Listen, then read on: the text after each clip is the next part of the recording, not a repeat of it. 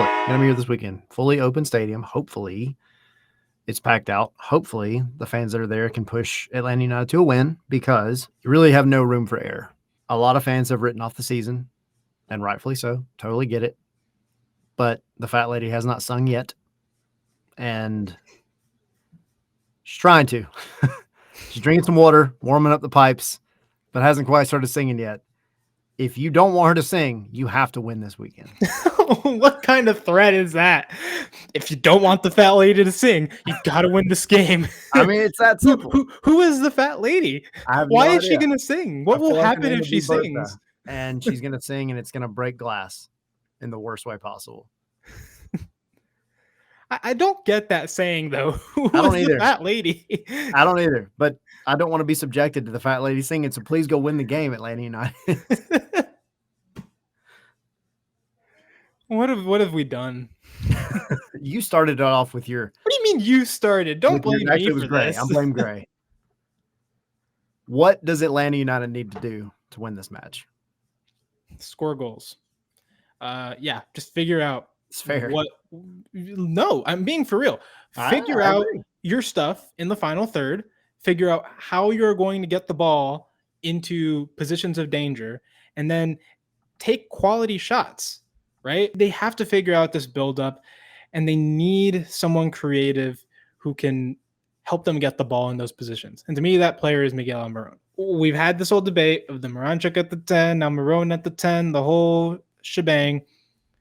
But to me, it is clear that Miggy is probably the most creative player on the team right now, and probably the one that's going to give you the most positive results playing at the 10 and can help you get into those positions a lot better. He had a really good chance for Latte Lot. The one play that he was in the middle, that he happened to be in the middle for, because the rest of the game he stayed out wide. And to his credit, that's what we've been asking him to do if he's playing on the wing, is to stay out wide. But that one time that he was in the middle, we saw one of the most promising chances in the game. And so I want to see a lot more of that. And I think that's probably the best place to play him. Create chances, score goals, and don't do anything stupid at the back. I agree, because you're going up against a Charlotte side that has created tons of chances. I mean, looking at the kind of head-to-head on this one, they've scored 9 in their last 5. Pep Biel is ranked number 1 in big chances created with 23.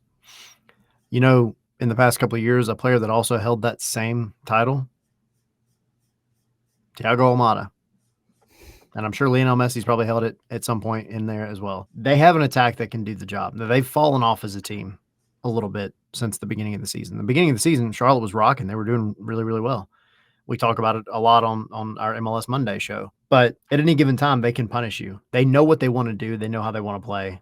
And I think, honestly, a lot of their lack of success over the past month and a half, 2 months, has been because they've stopped taking chances. And I don't mean chances in the soccer sense. I just mean like they've stopped maybe being as brave as they were and being risky. And they've still been a little leaky. So I think if Atlanta, to your point, can get their attack's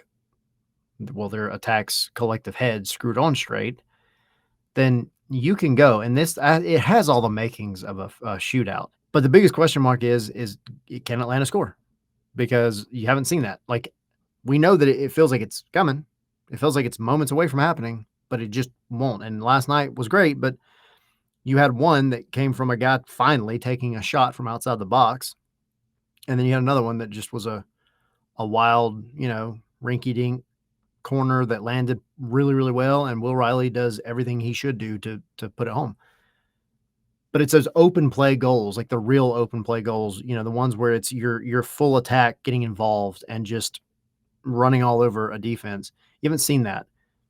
And if they can flip that on, if they can suddenly get it right, then yeah, this one has all the makings of being really fun. And I would say Atlanta could pull something out of this. Well, they need to pull something out of this. Remember, the margin for error is very, very thin.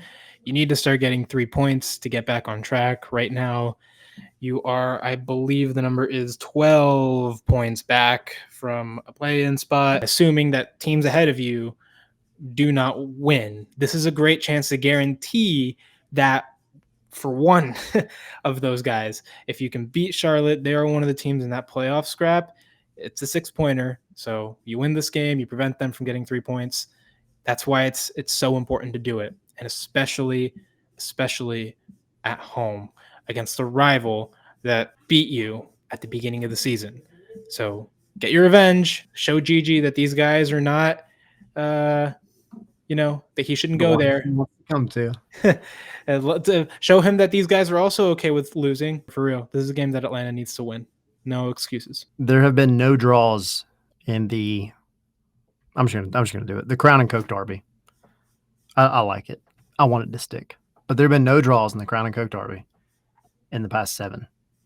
So, and it was wild because for the longest time, it was 2 seasons in a row, full both matches, the away and home fixtures, where the away team won. So Atlanta beat Charlotte in Charlotte twice in a row, and Charlotte beat Atlanta in Atlanta twice in a row. So there's always some shenanigans going on in this one. And from a fan perspective, they show well. That's all I'm going to say about that.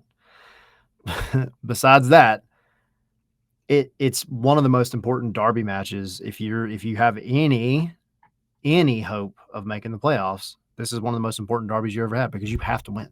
You have to win. If you win and Toronto doesn't do much against Nashville, which is doubtful, then you're up to 23 points. You're right behind New England, who has 2 more than you. If you draw and Toronto does nothing, then you're even with Toronto, but you're still in 13th because of the tiebreaker. You have to win. You've got to get 3 points. If you can snag 3 points in this game and then a couple here on out, you might make it. But anything less than 3, and it's about a wrap at that point. Score prediction. Do I want to be positive? I want to be positive, but again, Can you? Is the question. Do I have any chance of winning our score prediction contest? Probably not, because Jackson's ahead by like 8 points. Whatever. I'll still do the proper thing and give you what I think it's going to be. I think it's going to be another 2-2 draw. Fun. Love that. Do we concede off a corner or an own goal, or I don't know, Brad taking a goal kick, slipping, and somehow putting it in his own net? How many stupid ways can this team like concede a goal? That should actually, like, maybe that's what this is what the season has become. How many stupid ways can this team concede a goal, throw a game? Like, it just breaks me. It breaks me, man. I can't bet for them. You know what I'm saying? I know. But I also can't bet against them, because when I bet against them, they do something and then it messes everything up. Like, then bet against them, Henry. Dude, there's an easy answer here. For the Columbus game, I predicted 3-0. Then Brooks Lennon has to go and score a freaking consolation goal. Ruins my perfect prediction. And in this game, I said, okay, maybe they actually do something. I'm going to say 2-1. And then they concede 2 freaking goals and tie 2-2 and give Jackson another perfect freaking prediction. So screw it. 3-1 Charlotte.